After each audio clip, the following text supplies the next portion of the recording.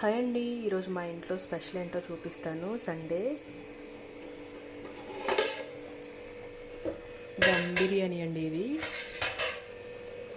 బాస్మతి రైస్తో చేసా. ఇంకా ఉడుకుతుంది, ఇంకా కంప్లీట్ అవ్వలేదు.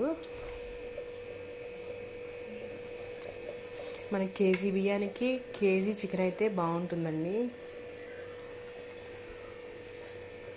దాంట్లోకి నాటుకోడి అండి.